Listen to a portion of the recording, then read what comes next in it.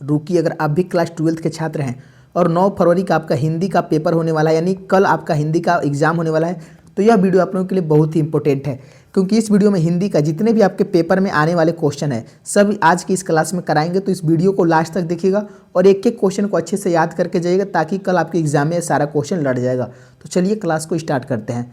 पहला क्वेश्चन देखिए और इसका आंसर लगाइए। कह रहा है कि अर्धनीश्वर पाठ के लेखक कौन है, यानी यह क्वेश्चन बहुत ही इंपॉर्टेंट है, जो कि आपके पेपर में कल हो सकता है तो आएगा जरूर। तो अर्धनीश्वर पाठ के लेखक कौन है?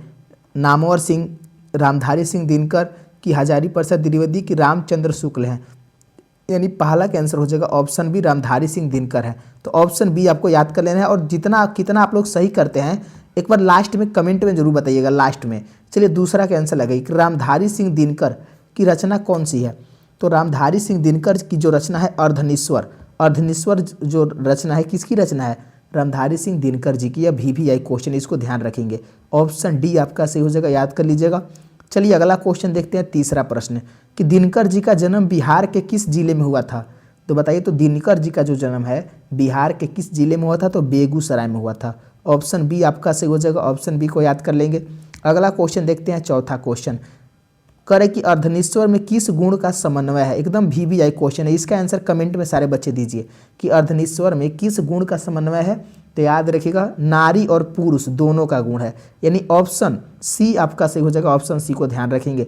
और देखिए बाबू, जो बच्चे अभी तक वीडियो को लाइक नहीं किए हैं तो सबसे पहले आप लोग एक बार वीडियो को लाइक कर लीजिए। तो और एक बार ध्यान रखेंगे, अगर चैनल को सब्सक्राइब नहीं किया तो जरूर कर लेंगे, ताकि आपको जब भी जरूरत पड़े बाबू आपको वीडियो मिल जाएगा। और चैनल को सब्सक्राइब कर लीजिए और अपने अपने दोस्तों को शेयर कर दीजिए। चलिए अगला क्वेश्चन देखिए, तो पांचवा क्वेश्चन जो कि बहुत ही इंपॉर्टेंट है कि दिनकर जी की पहली काव्य पुस्तक कौन सी है? तो दिनकर जी की जो पहली काव्य पुस्तक है कौन सी है? तो याद रखेंगे प्राणभंग। प्राणभंग जो है इनकी पहली काव्य पुस्तक है। ऑप्शन डी आपको याद कर लेना है। अगले क्वेश्चन की ओर देखते हैं, छठवां प्रश्न करे कि निम्नलिखित में कौन सी रचना जगदीश चंद्र माथुर की है? तो कौन सी रचना जो है जगदीश चंद्र माथुर जी की है? तो ओ सदा नीरा जो है जगदीश चंद्र माथुर जी की रचना है। ऑप्शन सी आपका सही हो जाएगा। और क्वेश्चन फास्ट करवा रहे हैं, इसीलिए बाबू क्लास को लास्ट तक देखिएगा और एक एक क्वेश्चन को अच्छे से समझिएगा।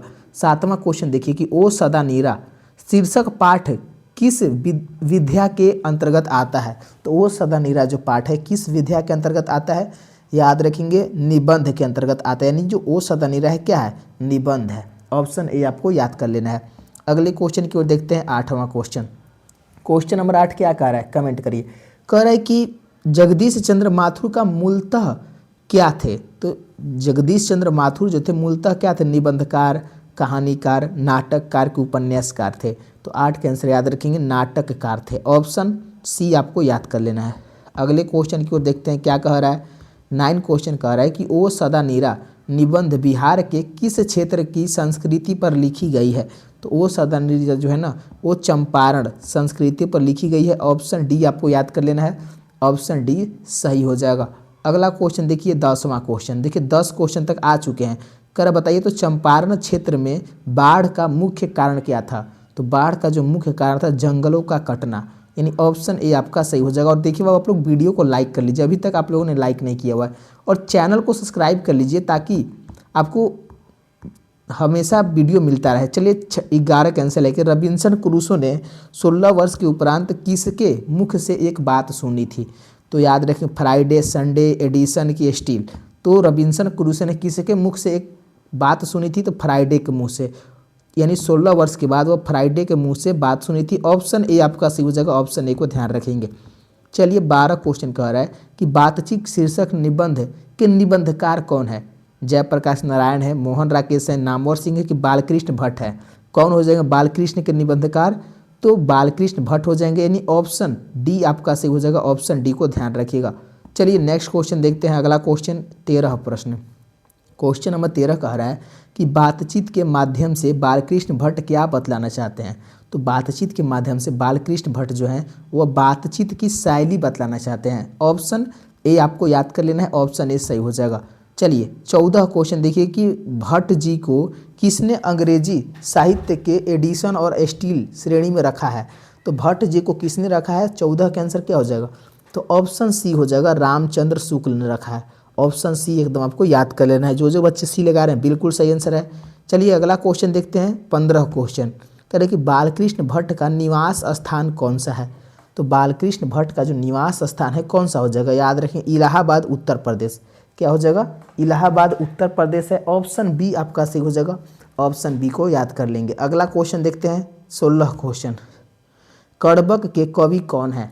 तो कड़बक के जो कवि हो जाएंगे कौन हो जाएंगे, कबीरदास, सूरदास की मलिक मोहम्मद जायसी। यानी 16 का आंसर क्या हो जाएगा, तो ऑप्शन सी हो जाएगा, मलिक मोहम्मद जायसी थे। ऑप्शन सी एकदम आपको याद कर लेना है। चलिए नेक्स्ट क्वेश्चन देखते हैं। सब इंपॉर्टेंट क्वेश्चन है जो कि आपके बुक का है, जो कि इंपॉर्टेंट है। 17 क्वेश्चन करें कि मलिक मोहम्मद जायसी की कविता कौन सी है। तो मलिक मोहम्मद जायसी की जो कविता है कबड़क है। क्या है, कड़बक है। ऑप्शन बी आपको याद कर लेना है, ऑप्शन बी सही हो जाएगा। अगले क्वेश्चन की ओर देखते हैं, 18 क्वेश्चन कि मलिक मोहम्मद जायसी का जन्म कब हुआ था। याद रखिएगा 1492 में हुआ था। ऑप्शन सी आपको याद कर लेना है, 1492 ध्यान रखेंगे। नेक्स्ट क्वेश्चन की ओर चलते हैं, 19 क्वेश्चन कि जायसी का जन्म किस प्रदेश में हुआ था। तो उनका जो जन्म हुआ था उत्तर प्रदेश में हुआ था। किस प्रदेश में हुआ था, उत्तर प्रदेश में। ऑप्शन ए आपका सही हो जाएगा, ऑप्शन ए को याद कर लेंगे।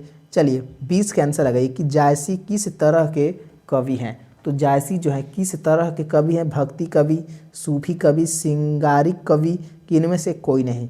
तो जायसी जी जो हैं वह सूफी कवि हैं। कौन से कवि हैं, सूफी कवि हैं। ऑप्शन बी आपका सही हो जाएगा, ऑप्शन बी को याद कर लीजिएगा। अगले क्वेश्चन की ओर चलते हैं, 21 क्वेश्चन कि अगे जी की कौन सी कहानी गैग्रीन शीर्षक नाम से प्रसिद्ध है। तो अगे जी की कौन सी कहानी है, कर छोड़ा हुआ रास्ता, विपगथा की ए तेरे प्रतिरूप की रोज। याद रखें रोज कहानी है। ऑप्शन डी आपका सही हो जाएगा, ऑप्शन डी को याद कर लेंगे।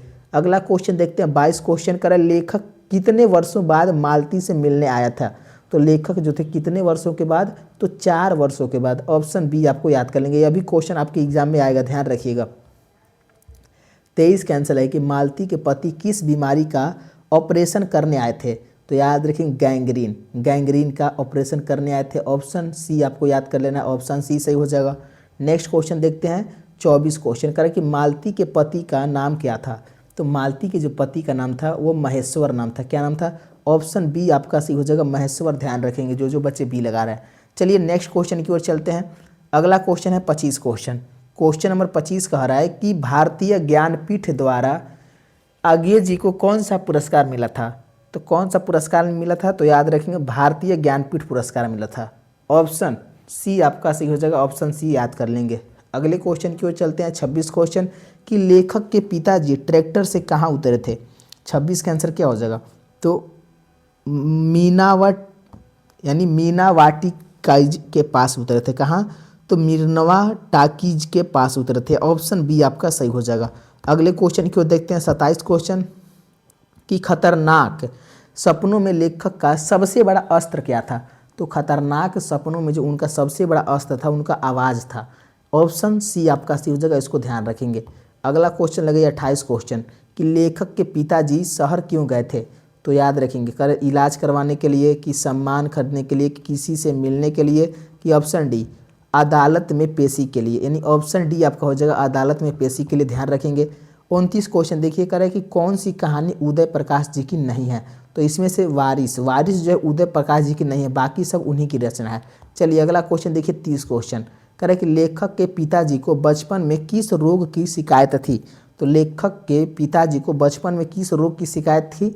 तो याद रखें डिसाइटिस, यानी डिसाइटिस की। यानी ऑप्शन बी आपका सही हो जाएगा, इसको याद कर लेंगे।